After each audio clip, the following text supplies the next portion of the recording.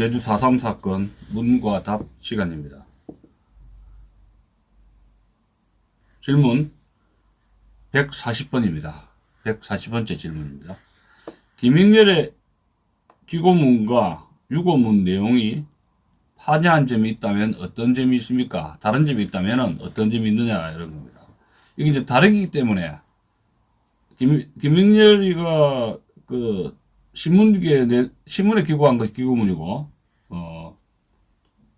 8월 달이죠. 48년 8월. 그 다음에 유고문은, 자기 자신이 이제,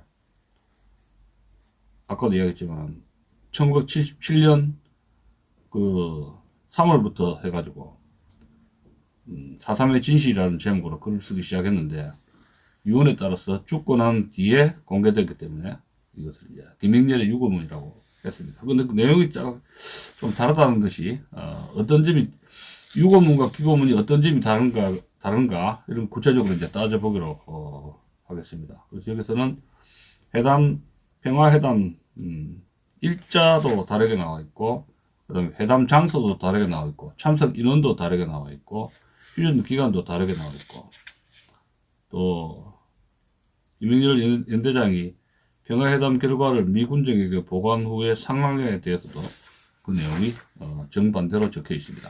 자, 그래서 총 6가지가 차이점이 있습니다. 자, 첫 번째 차이점. 평화회담, 날짜가 다르다는 겁니다. 김익렬 기고문에는 4월 30일 회담했다고 기록되어 있습니다. 이는 4월 25일 2차 협상 전단을 살포한 데 대한 26일 김달삼 측 회담, 회답 삐라에 29일 회견하되 장소는 추후 통지하겠다고 하였고, 김익렬 측은 29일까지 기다리는 것은 반란군 측의 세력을 만회시키고 5일 메이데이 보정 행사에 큰 힘을 주는 것이 된다고 하여 29일까지는 기다릴 수 없다는 결의를 보게 됩니다. 그래서 27일, 28일, 29일 3일간은 맹렬한 전투를 개시하였는데, 이 전투는 제주도 소탕전 중 제일 격렬한 전투였고, 이 전투로 반란군의 보급선의 일부를 단절하였던 것이다 라고 기록한 점에서 28일 이후에 회담을 한 것은 분명하고, 29일까지 전투가 있었다면 그 이후인 30일에 회담이 성사되었음을 쉽게 알 수 있습니다. 또 27, 28, 29, 3일간 맹렬한 전투가 있었다고 구체적인 일자를 차례대로 기록하였으니 글을 쓰면서 오기나 신문 편집상 착오가 없음을 확인할 수 있습니다. 그리고 29일 상호 12시에 광목 잼뱅이에 밀짚 모자를 쓴 34, 5세의 중년 농부가 반란군의 연락으로 찾아왔다고 하였으니 28일 회담은 소설이라고 볼 수가 있습니다. 기고문에는 평화회담 날짜가 4월 30일로 되어 있고, 유고에는 28일로 되어 있기 때문에 날짜가 틀린다는 겁니다. 자, 그런데 유고문에는 정확한 날짜가 없습니다. 막연하게 휴전 4일째 되는 5월 1일은 노동기념일인 메이데이 라고 하여 오라리 방화 사건 일에 맞추려는 듯한 인상을 깊게 풍깁니다. 혹자는 휴전 4일째가 5월 1일이라면 평화회담일은 4월 27일이라고 해석하는 사람도 있으며, 정부 보고서에는 어디에도 없는 협상 사흘 만인 5월 1일이라고 기록하여 헷갈리게 되었습니다. 뿐만 아니라 유고문에는 평화회담 날짜는 4월 말로 결정되었다 라고 기록하여 말일 또는 30일이라고 명확히 쓰진 않았지만 30일이라고 해석할 수 있게 되었고, 남로당 연구나 좌파 시각에서 쓴 제주 민중항쟁에는 30일, 이제사 말햄 수다에는 30일인가에 라고 기록되어 있습니다. 4월 28일이 맞다면 정확히 4월 28일 회담했다고 쓰면 될 것을 휴전 4일째 되는 5월 1일은 이라고 막연하게 표기한 이유를 알 수가 없습니다. 이는 회담 후 29년 만에 쓰면서 기억의 한계를 느낀 나머지 그렇게 쓰지 않았나 짐작할 따름입니다만, 여러 정황을 종합해보건대 회담일은 4월 30일이 정확한 날짜라고 확신합니다. 제주대학교 대학원사학과 김용철 석사학위 논문에도 분명 필자는 협상이 4월 28일에 열리지 않았다고 판단하고 있다. 협상일은 지금까지 알려진 4월 28일이 아니라 4월 30일이었을 가능성이 더 커 보인다라고 기술을 하고 있습니다. 더구나 제주 4.3 평화재단 이사장 이문교도 초중고생에게 교육할 4.3 교육 자료에 430 제9연대 김익렬 연대장 중령 무장대 군사총책 김달삼 평화협상이라고 평가하여 협상일이 4월 28일이 아니고 4월 30일임을 인정했습니다. 사실이 이렇다면 정부 보고서는 물론이고 제주 4.3 평화기념관 전시물 가운데 4.28 협상이라는 부분을 당연히 수정해야 마땅한데 스스로 인정해 놓고도 그냥 아무렇지 않게 방치하고 있습니다. 자, 두 번째 차이점. 기고문과 유고문의 두 번째 차이점은 회담 장소가 다르다는 겁니다. 기고문에는 상간 농가, 확실히 한 농가에 불과 보통 농가의 방으로 기록했는데, 유고문에는 상간부락 국민학교라고 기록되어 있습니다. 세월이 지났다 해도 농가의 방과 국민학교도 구별하지 못하고 있습니다. 특히 기고문이나 유고문에는 공통적으로 구연대 주둔지가 성냥각을 흐트려 놓은 듯이 내려다 보인다고 했지만, 구억 국민학교 부근에서는 육안으로 모술포를 볼 수 없는 지형임을 감안하면 구억 국민학교가 아니라 더 높은 지역에 있는 초가집일 가능성이 더 높아 보입니다. 특히 구억 국민학교가 있는 지역의 해발 고도도 100m를 넘지 않으며 모술포와 구억리 사이는 모술봉으로 가로막혀 주둔 부대가 보이지 않아 기고문에 나온 농가의 방이 맞을 것 같습니다만, 정부 보고서 197쪽에는 구억리로, 4.3은 말한다에는 구억 국민학교로 달리 기록되어 있습니다. 자, 세 번째 차이점은 참석 인원도 다르게 표기되어 있습니다. 기고문에는 김익렬 연대장 본인, 부관 2명, 운전수 등 총 4명이 연대본부를 출발했다고 기록하고 있고, 유고문에는 본인, 운전병과 이윤락 중이 도합 3명이 출발하였다고 기록하여 1명에서 차이가 납니다. 자, 네 번째 차이점은 김달삼의 요구 조건도 다르게 기록되어 있습니다. 기고문에 제시된 김달삼의 요구 조건은 모두 6개 조항이었습니다. 자, 6개 조항인데 봅시다. 김달삼의 요구 조건, 기고문에서의 요구 조건은 6개 항입니다. 제가 읽어보겠습니다. 첫째는 단정 반대. 둘째, 제주도민의 절대 자유 보장. 절대 자유가 무슨 뜻인지 모르겠어요. 자, 셋째, 황당한 주장을 합니다. 경찰의 무장해제. 경찰이 무장해제되면 그건 경찰관이 아니잖아요. 경찰의 무장해제. 자, 네 번째, 제주도 내 관청 고급 관리를 전면적으로 경질할 것. 참. 제주도의 관청 고급 관리를 자기 마음대로 전면적으로 바꾸라는 겁니다. 경질할 것. 자, 네 번째입니다. 그래, 다섯 번째, 관청 고급 관리의 수혜자라는 것은 뇌물 먹은 사람입니다. 뇌물을 받은 사람들을 엄중 처단할 것. 그러면서 이제 수십 장 되는 명부를 제출했다고 합니다. 고급 관리, 뇌물을 먹은 고급 관리를 엄벌 처단하라. 여섯 번째, 도외라는 건 제주도 밖에서 온 사람들이죠. 도외 청년 단원의 상간불악 출입 금지.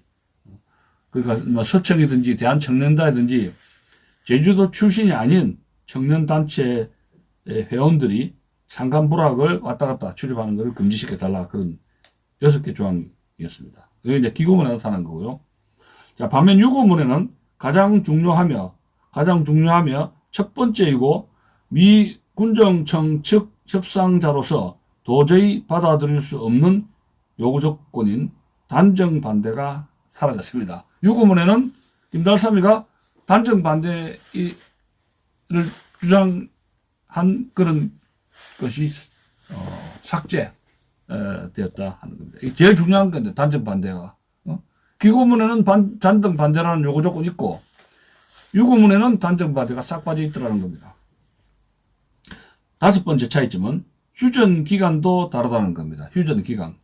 김익렬의 기고문에는 휴전 기간이 7일간으로 되어 있는데 기술되어 있는데 유고문에는 72시간으로 단축이 됩니다.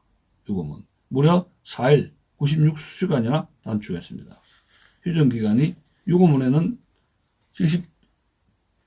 72시간으로 그러나 기고문에는 7일간으로 되어 있다는 겁니다. 자, 여섯 번째 차이는 차이점 뭐냐? 김익렬 연대당이 평화회담 결과를 미군정에 보고한 후의 상황에 대해서도 정반대입니다. 미군정에 보고한 상황도 전혀 내용이 같지 않다 하는 겁니다. 기고문에는 나의 의견은 통과를 보지 못하고 그날 밤부터 총공격은 개시되었고 반란군도 상당한 기세로 대전하여 왔으며 라고 기록되어 있는데 유고문에는 정반대로 나의 요청에 의하여 경찰은 지서만 수비 방어하고 외부에서의 행동은 일절 중지하라는 명령이 내려졌다. 오래간만에 제주도는 총소리가 그치고 평온을 되찾았다. 라고 자화자찬했으며 유고문에 이제 자화자찬 자기 말을 듣고 평화를 되찾았다. 그런 자화자찬 기록을 썼다는 겁니다. 라고 자화자찬하면서 기고문 내용과 정반대라는 겁니다. 이름에도 불구하고 정부 보고서는 오로지 유고문만을 기초로 논리를 전개하였던 겁니다. 그런데 회담 후 상황 전개를 보면 기고문이 맞다고 판단이 되는 것입니다. 이 유고문에 보면은 자기 요청에 의해서 경찰이 수비 방어하고 전투 중지를 하면서 총소리가 그치고 평을 되찾았다. 자기 말을 상관한테 들었다는 거죠.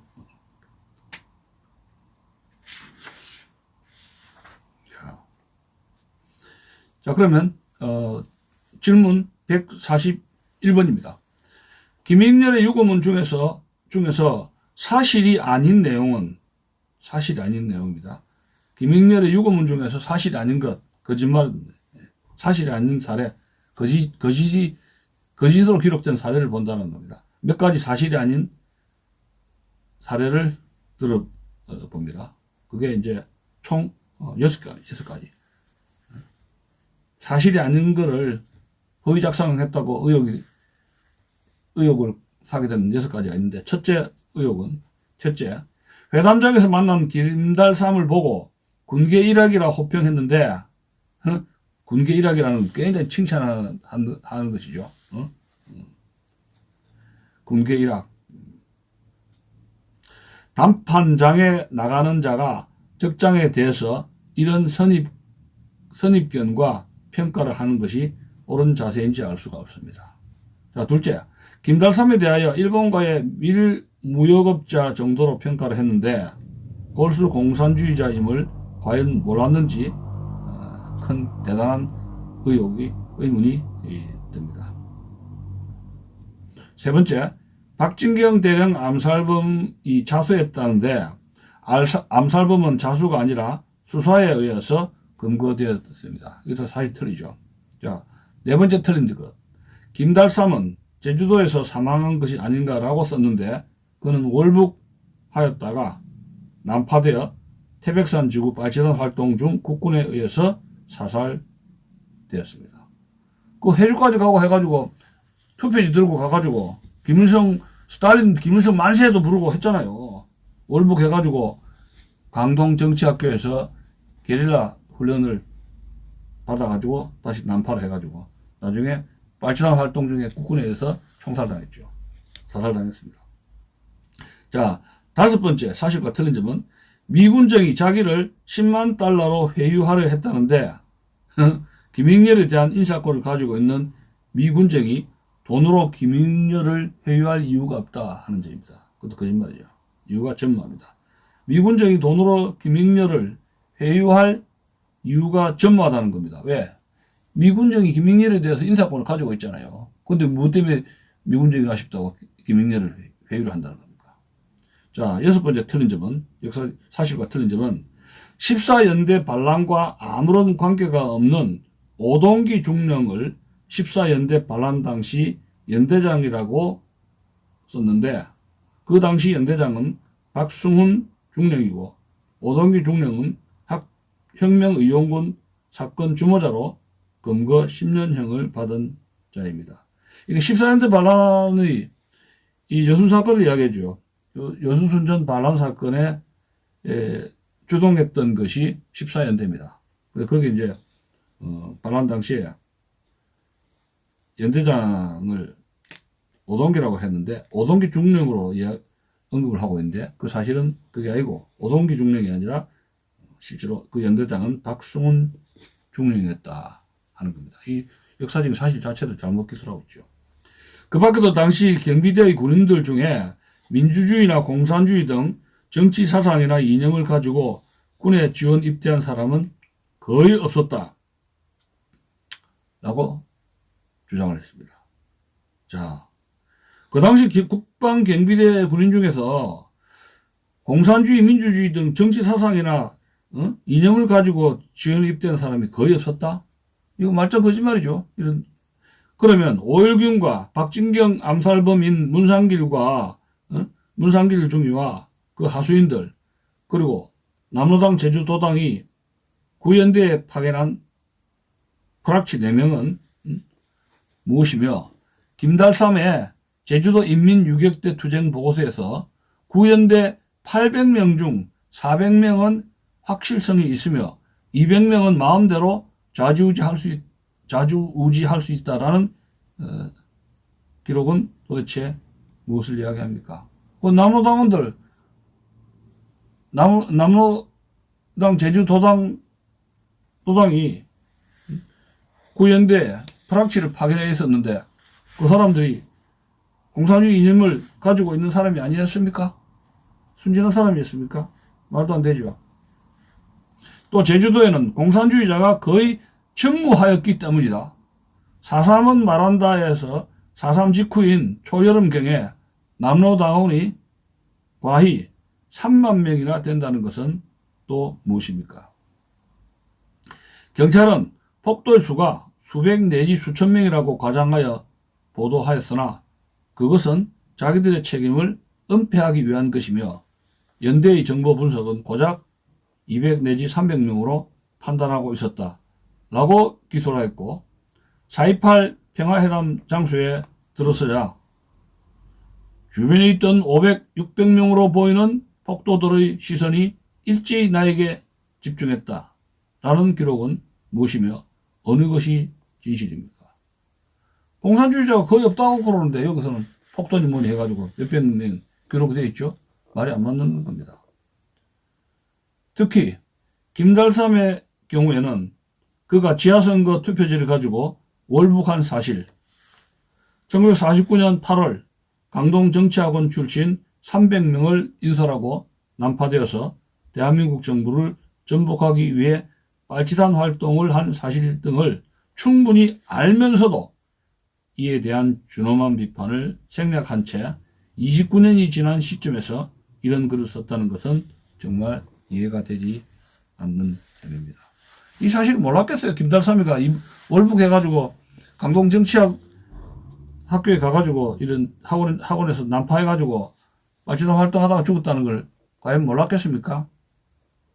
이 김익렬이라는 사람이 대해서 저는 상당히 많은 의구심을 가지게 됩니다. 또 자기가 죽은 뒤에 그 유고문을 발표를 해라, 출간하라 그렇게 했다는 점에서 김익렬 중령은 중장까지 갔는데 의혹투성의 인물이다. 저는 그런 생각을 하게 됩니다.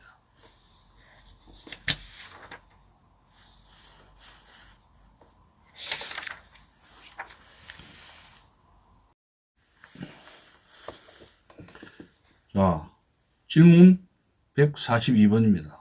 질문 142번. 김익렬의 기고문과 유고문 중에서 도대체 어느 것을 믿어야 하는가? 그런 질문이에요. 답변은 기고문이 더 신빙성이 있다고 판단할 수가 있습니다. 상식적으로 생각한다면 기고문 작성 시기가 회담 직후이기 때문에 생생한 기억을 바탕으로 정확히 있었다고 생각이 되고, 또 신문에 공개한 그림으로 검증을 의식해서 진실의 바탕을 두고 썼다고 판단이 됩니다. 신문에 규고한 거니까 자기가 책임져야 되잖아요. 그리고 8월 달이니까 4.3 사건이 일어난 지가 한 3, 4개월밖에 안 되니까 기억이 생생하죠. 또 위에서 말한 대로 유고문에는 사실이 아닌 내용이 다수 포함되어 있기 때문입니다. 사실 아닌 게. 유고문에는 사실이 아닌 것이 포함되어 있다는 겁니다. 기억이 가물가물 할 거 아니에요. 20년이 넘었는데. 77년에 벌써 그걸 썼다고 그러지 않습니까? 77년이면 벌써 몇 년입니까? 29년 됐잖아. 29년 지났잖아요. 회담 후 29년 지났는데, 좀 봅시다. 그런데 정부 보고서 집필지는 기고문을 무시하고 회담 후 29년이 지난 후에 쓴 유고문을 맹신하여 논리를 전개하였다는데 큰 문제가 발생했다는 겁니다. 집필진이 기고문을 선택하지 않으려면 정당한 근거를 제시해야 마땅한데 이유를 제시하지도 않고 무조건 일방적으로 무시해버렸다는 겁니다. 특히 유고문은 김익렬 연대장의 뜻에 따라 사후에 공개되었으니 저자 당사자에게 반문하거나 검증할 방법을 원천적으로 없애버리고 말았던 겁니다. 자기가 죽은 뒤에 공개를 하라 해가 유고문이 된 거예요. 자기가 살았을 때 공개하라 했으면 어떤 답변도 하고 자기 자신의 지문도 받고 해가지고 토론이 될 텐데 내 죽은 뒤에 발표하라 해가지고 유고문이 된 거예요. 근데 그 내용이 많이 틀리다는 이야기예요. 아까 6개 이상 틀렸다고 했잖아요. 그럼에도 불구하고 정부 보고서 집필지는 회담은 4월 28일이다. 회담 기간은 72시간이다. 오라리 방화 사건은 협상이 파기되는데 결정적 역할을 하였다.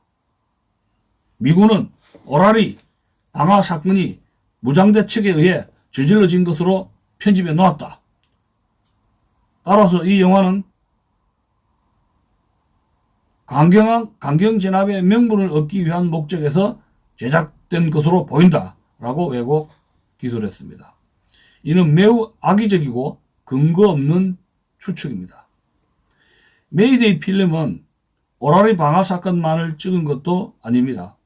이 영화는 미 군정 통신대에서 촬영한 필름 편집을 쉽고 분명하게 하기 위하여 촬영 일시 장소를 도입부에 삽입한 슬레이트를 기준으로 보면 1948년 4월 30일부터 5월 4일까지 찍은 것 중에 하나에 불과하다는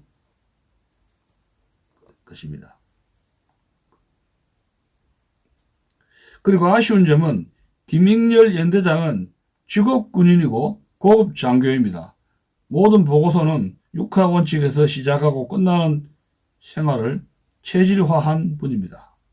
그런데 유고문에는 육하 원칙 첫 번째 언제가 애매하게 기록되어 있다는 점입니다. 이런 류의 글은 남을 칭찬하는 글이나 감상문이라면 무방하지만 타인의 명예나 역사적 내용에 관한 것이라면 교차 검증을 통하여 객관적으로 인용해야만 할 것입니다. 근데 그렇지 못했다는 거예요. 어떤 사람은 유고이기 때문에 진실이라고 주장하지만 유서도 자기를 합리화하기 위해서 얼마든지 거짓말을 쓸 수 있고 또 그런 사례도 여럿이 있다는 점입니다.